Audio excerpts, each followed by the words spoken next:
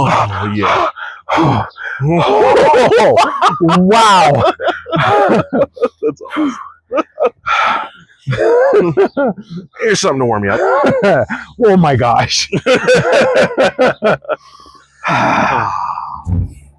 Should have had the ethanol first. Okay, well. Are you going to start or am I going to start? I'll start. Okay. Welcome to While We Wait. Today we are sitting in a really cold kiddie pool.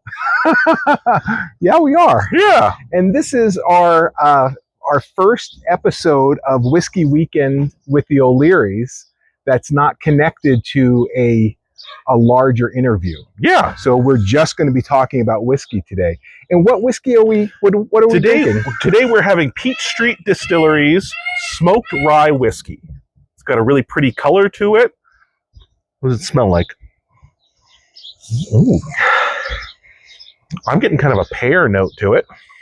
Pear? You know, when I smell it, it reminds me of the pit from a fruit. Now, I had apricots this morning, and it reminds me a little bit of if you get the pit on your tongue, it reminds me of that kind of flavor smell. Yeah. Now, we were at the Peachtree Distillery, a month ago? Yeah. About a month ago, yeah. And I think in this we'll have some of the still shots that we took in front of the column, the distilling column or the still, and in front of the distillery as well. Definitely. So. Yeah, they're located in downtown Palisade, Colorado. We've been going there for, 20 years now? I think about 20 years. It's one of our favorite little vacation spots. It's a lot of fun.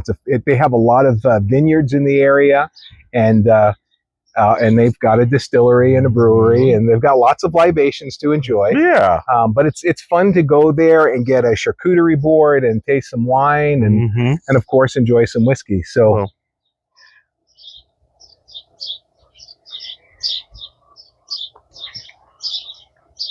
Wow, that's a lot smoother than I thought it was going to be. Yeah. And sweeter. But you do get some of the smokiness to it. Yeah. Well, that's probably what changed it, is it's a smoked rye. Yeah. Well, that's really interesting. It had so many different flavors, but very, very quickly. Yeah. It does have an after flavor to it, but it's not very strong. No. Let's see what the second taste.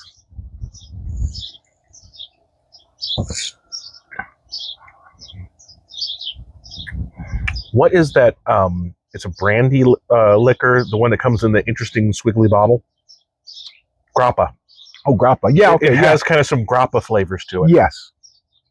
Not everyone might know what grappa is. You want to tell them a little bit about it?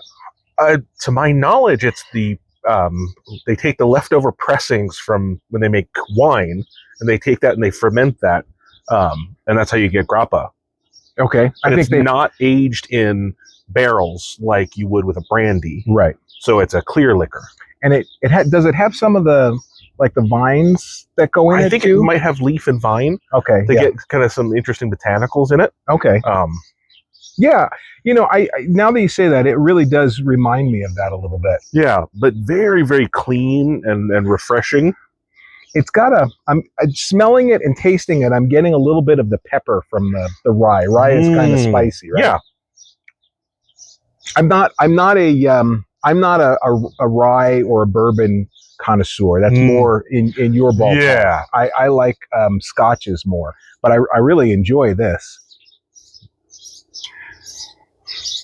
It's almost like kind of, have you tasted the difference between normal black pepper and white pepper? Yeah. Yeah. It has more of a white pepper flavor to it than a black pepper flavor. Yeah.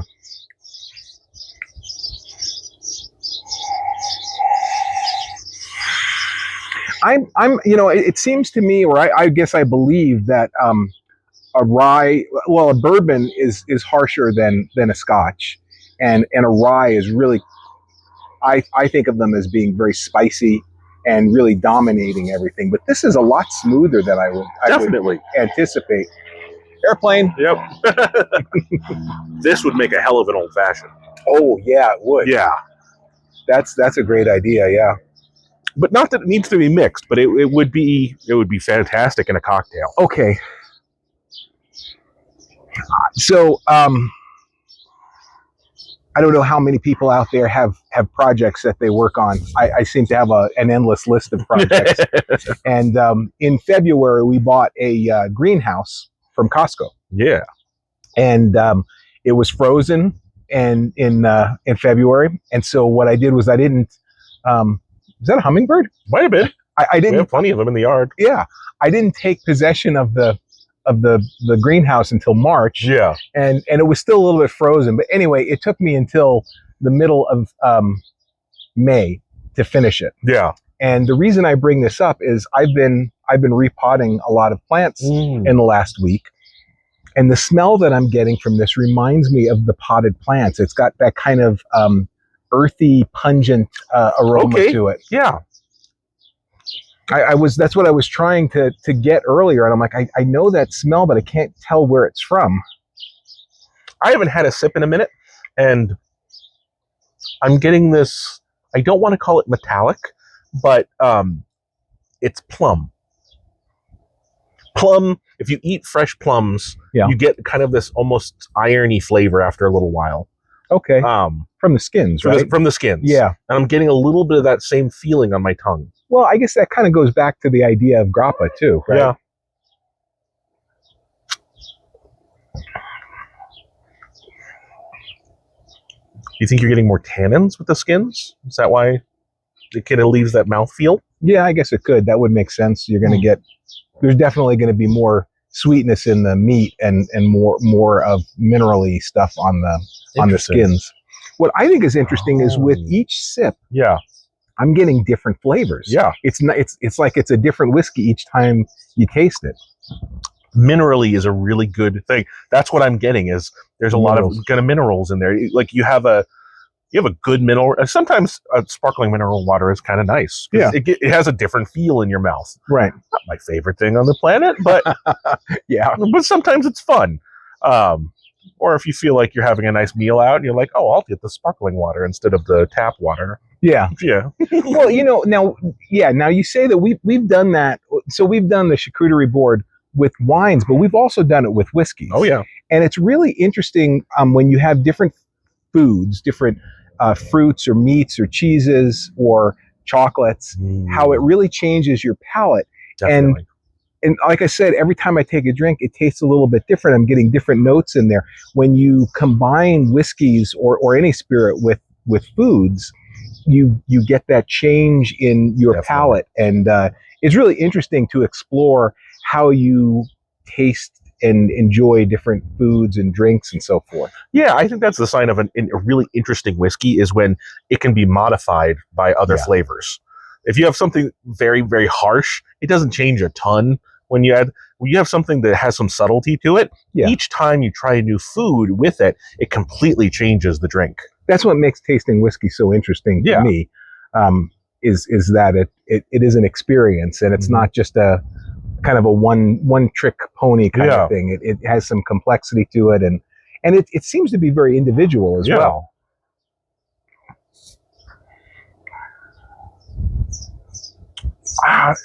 It might be that it's a smoky or like a smoked whiskey. It might be that we have a Traeger going in the background with some hot dogs and hamburgers. But this feels like a camping whiskey.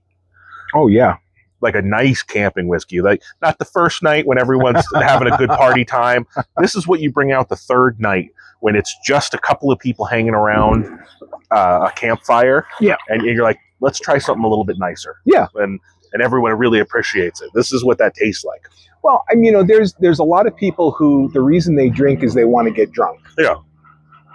And we had that experience years ago where we had someone over to taste whiskey, and they had $50 a glass whiskey, and they shot it. Yeah. And we all just collectively held our breath and like, you might not want to do that with this whiskey. But they were like, oh my gosh, it's so smooth. Yeah. I'm like, yes, Johnny Walker Blue Label is quite smooth, but not as a shooter. No. But that's the thing is, it's not for the person who's a casual drinker who's just like, yeah, I like whiskey, and they throw it back. It's more take a sip of it, enjoy it, taste it. What does it remind you of, and then what does it make you remember? Yes, I think that's why sipping good whiskeys is much more fun to do with someone else than to do by yourself. Because then you can have a discussion about it. And there's something interesting. You can exchange stories about it. And this makes me feel like I'm sitting at Bridger. I'll talk about things that we've done for a long time. We've been going to Palisade for 20 years. I've been going to Bridger for probably, I want to say, somewhere between 5 and 10 years. Well, at least 5 years longer before you were born. That's how long we've been going. Okay, so 38 years? Yeah, so damn near 40 years you've been going 40 years, to the Fort Bridger Mountain Man Rendezvous. Yeah. And this tastes like that a lot. Yeah. And there's something rain adjacent that I'm getting. And maybe that's back to the mineraliness of it, but when it rains there really hard and then it stops and then you light the campfires and everything, it tastes a lot like that. Yeah, definitely. Well, wet grasses. I really like the smell of vegetation after it rains. Oh, yeah. We had a hard rain here 2 days ago. Mm-hmm. I think it was 2 days ago. And I got out of the car, and I think I was talking to you at the time. Yeah. I got out of the car, and I got hit with that wet vegetation. It's so sweet, and I wish that I could bottle it. I wish I could figure out, what it's a combination of all of the plants and vegetation around you. But I would love to be able to have that in a bottle that you could smell every once in a while. It would make a fantastic smelling whiskey. Yeah. If you could do that. Yeah. You could bottle the same area a bunch of different seasons or a bunch of times during the year because it changes. Yes. A rainstorm smells differently in the middle of summer than it does in late fall. Yeah, that's true. And all of them are fantastic. Yeah. Now, we were supposed to have thunderstorms today, and we've got a lot of blue sky. A lot of blue sky. It's really nice, damn it. a nice hard rainstorm, thunderstorm. Yeah. With the where you could actually watch the lightning come down. Mm-hmm. I wouldn't want to be. I was going to say maybe let's not be sitting in the pool when that happens, but when that happens, it's a lot of fun to watch. Something that I don't think I've ever done, I don't know if you have, is I've never had whiskey during a thunderstorm. Oh, I have. Have you really? I've sat out with a bottle and a glass in a hard rain thunderstorm. Where you're getting wet? No, I was on the stairs of my house. Okay. So I've got the awning over me, but my legs are out in the water. That sounds like a lot of fun. It was the best. I would like to try that someday. It was just a torrential downpour. It's coming, big fat drops coming sideways in. Yeah. And you got thunderbolts going over. And I think I might have been having a High West Boo Rye. Oh, well, yeah. Yeah. So, if High West is watching, we would sure love to do an episode with some of your whiskey, but it has gotten very expensive lately. If you'd like to donate a bottle, we would love to review it. Not really review it, but just experience it and talk about it and talk about some of our memories about it. Yeah.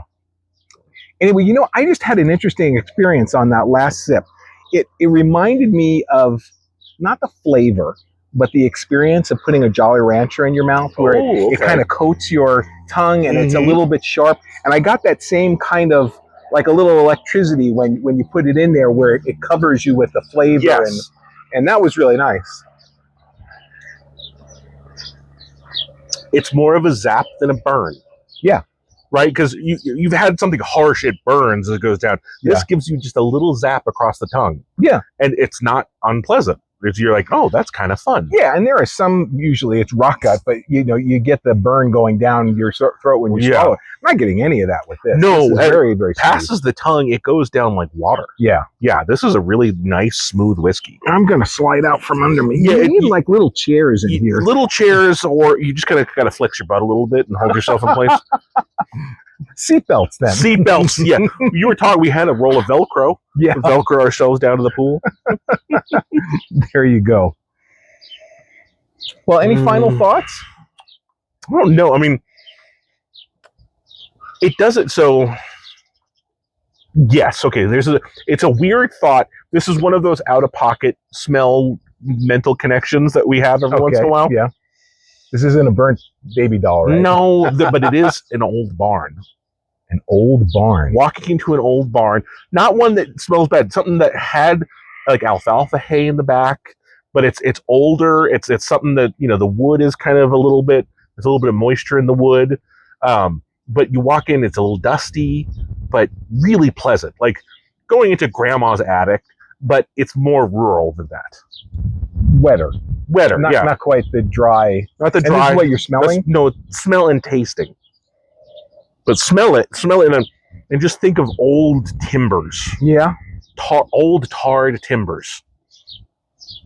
You know, when people use railroad ties for something, that's a tarred piece of wood. So, you know, I was saying wetter when you were saying that, but now that I'm drinking it, so we live in Utah. This is a very dry climate, especially in the summertime. You don't have a lot of humidity, even though we get these wonderful thunderstorms, but it dries out after that. And now that you tell me that, I would say it's a drier. I mean, I am getting the different smells, but more a dried straw and the dried wood. The alfalfa and stuff. Yeah. But like there's an aged flavor to it, and I don't want that to be a bad thing. Right. I think that's an absolute plus to the flavor of the whiskey. Yeah. But there's a little bit of sitting in our '67 Impala when we first got it and listening to the radio. Yeah. There's something about it that kind of brings me back there too. So I just got, and I associate this with Irish whiskey, not a bourbon or a rye, but lipstick. Oh yeah, definitely. Yeah, and I associate that with, you know, if you have an Irish whiskey, it's like, oh yeah, it's got that very distinctive, what I think of as a lipstick kind of flavor to it, you know. Usually there's lips associated with lipstick, so well, there you not go. a terrible flavor to identify. Yeah, that's really nice. It is. So when we were at Peachtree, this was not the only bottle. Now we tasted this at the distillery, and it does taste, in my remembrance, different from what we tasted there. Yeah, but that is really affected by everything that you've eaten and had to drink. Yeah, and we had little samples of maybe a half dozen different things, and that's kind of fun. It's kind of like a flight, but a lot of these places, they want you to buy stuff, and so they'll give you just a very small, like not even a tablespoon, more like a teaspoon or a teaspoon and a half, something like that. And so we had tasted a few others, and I remember thinking this one really stands out from the others, and that was why I thought we should get this one and talk about it. Yeah. Now, I think we should do some of their other stuff, not just whiskeys. I mean, we're whiskey fans here, right? And that's kind of our predominant thing. But I would say our second favorite liquor would be gins. Oh, yeah. And they have some absolute killer gins. Yeah. So, maybe we'll have to have an episode in the future where we talk about one of their gins. That would be interesting. I wonder if the people who are watching this would enjoy that. Yeah. It would be interesting to know if they're just interested in whiskey, or they would like to talk a little bit. Maybe not getting too far afield, but an episode here or there, talking about stuff. That would be, I think that would be a lot of fun. You were the one who got me interested in gin. Yeah. And I know this is going kind of far afield, but one of my favorite gins, and I think maybe yours as well, is the one that we had in County Cork. If we could get a bottle of Cork Dry Gin. Cork Dry Gin, yeah. It was phenomenal. Was spectacular. I've looked for years. It's been over a decade now since we've had that, and I've looked all over the place and cannot find it in the United States. We might actually have to go back to... It's been 15 years. Has it been 15 years? Yeah. Wow. We might actually have to go back to Ireland just to get some Cork gin. I could be convinced to do that. Wow. That would be a lot of fun. All right. Well, thank you for another fun episode of While We Wait. Wonderful. Slanja.